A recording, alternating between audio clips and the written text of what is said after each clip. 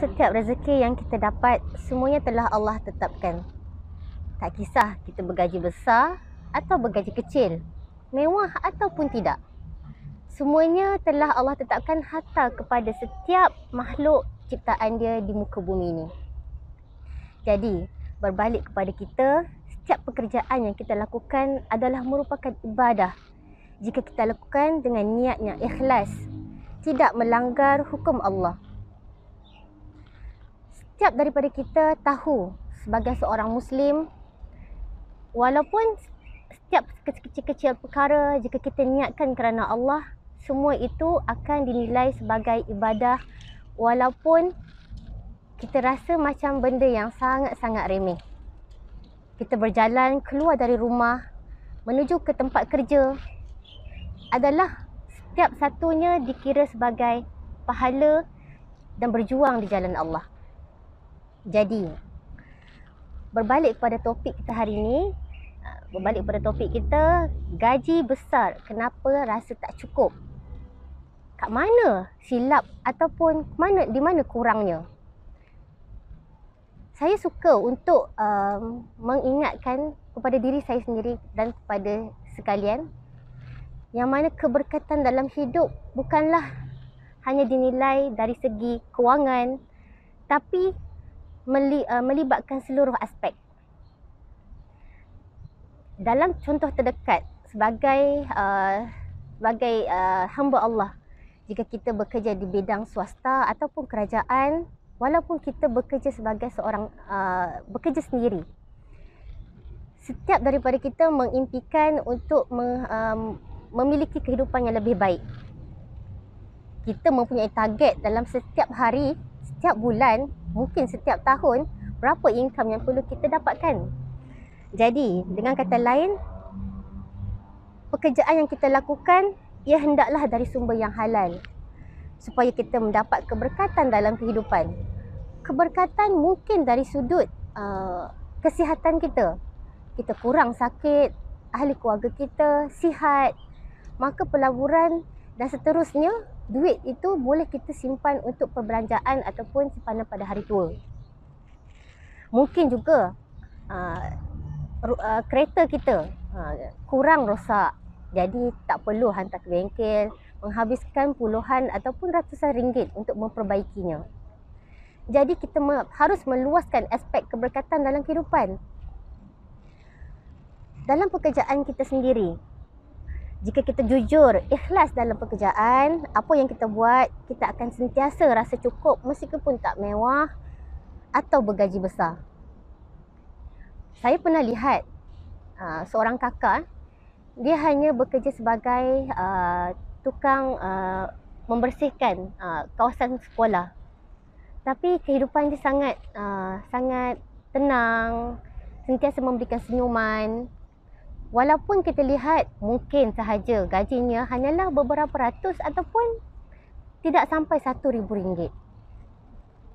Dia sentiasa memberikan ataupun masak sesuatu kepada staf lain, berkongsi kepada staf lain. Jadi keberkatan tu diperolehi dengan rasa tenangnya dalam hidup. Dan mungkin juga isu kerana kenapa gaji kita tak cukup, mungkin kita rasa sempit sangat kehidupan. Itulah mungkin ada hak orang lain yang kita tidak penuhi. Tidak dinafikan kadang-kadang kita rasa tak cukup atau tak puas dengan rezeki yang kita dapat kerana kita kurang bersedekah. Walaupun gaji sedikit ke atau besar, sedekah walaupun sebanyak RM2, itu adalah sangat-sangat besar jika kita lakukan secara konsisten. Contoh, jika kita pergi menghadiri kuliah di sebuah masjid dan penceramah itu mungkin pihak masjid menjemput khas dari wakil Syria ataupun Palestin, dan beliau menceritakan perkembangan yang berlaku di negara beliau dan mengharapkan sumbangan daripada para jemaah. Jadi ketika itu mungkin kita meletakkan RM100 ataupun RM50 walaupun RM2 dalam tabung yang digerakkan kepada para jemaah. Nah, kalau kita lihat di sini, itu adalah rezeki orang lain. Mungkin RM2 atau RM100 yang kita telah dermakan itu adalah sebahagian daripada gaji yang kita dapat setiap bulan. Kita tak boleh kata RM2,000 yang kita dapat setiap bulan itu adalah rezeki kita. Kita tak tahu. Itulah yang saya ulangkan tadi. Yang kita dermakan itu adalah hak orang lain. Jadi setiap bulan kita selalu lihat ada promosi di kaca televisyen, di media sosial, 10 tanggal 10 10, 11 11, 12 12, setiap bulan kan ada promotion.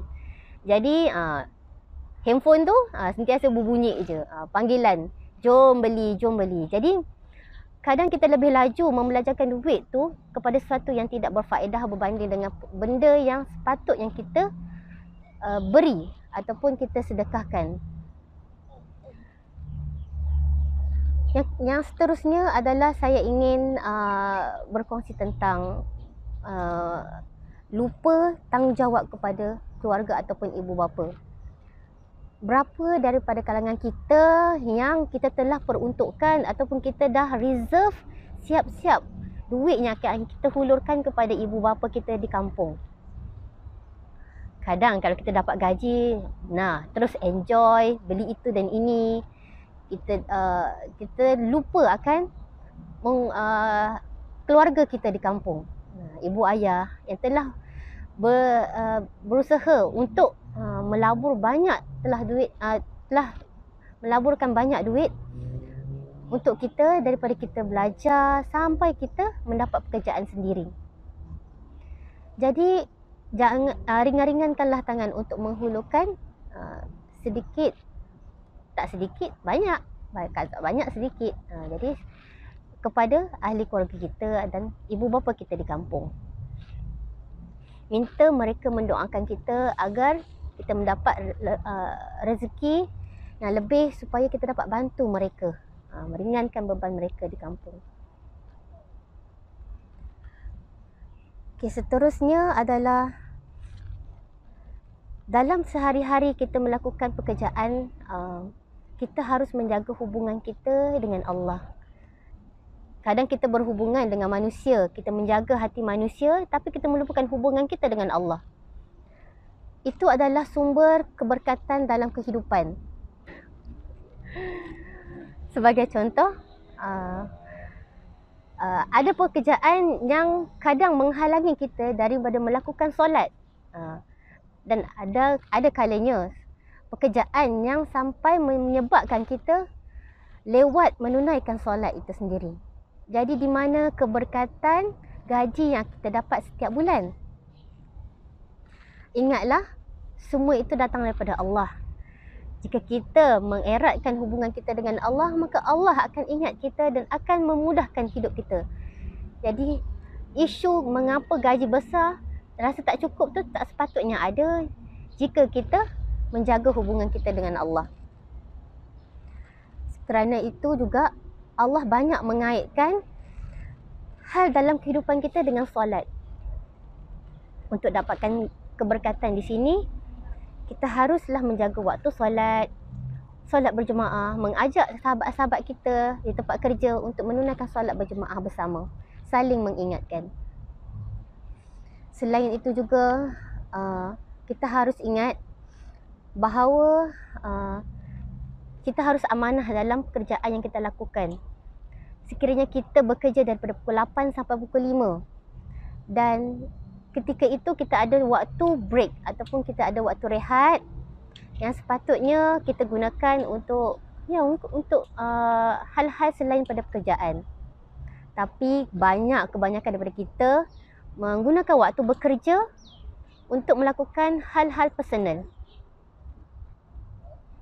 Okey, dan seterusnya kadang kita tak nafikan waktu bekerja. Contoh, kita masuk pukul 8, Ada kalau kerja kerajaan dia ada tea break dia ada breakfast time.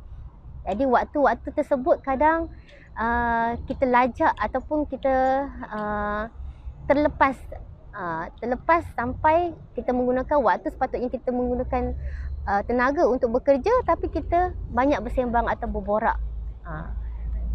Jadi kita telah mencuri waktu tersebut supaya kita tidak efektif dalam pekerjaan kita. Dan ada juga kita menggunakan hak-hak syarikat, contohnya menggunakan internet ataupun yang tak sepatutnya ketika tempoh waktu bekerja. Jadi harus kita fikirkan ataupun kita refleksi dari hidup kita. Keberkatan dan gaji adalah sangat berkait rapat.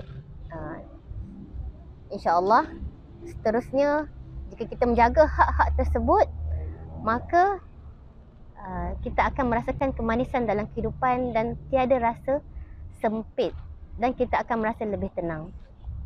Wallahualam.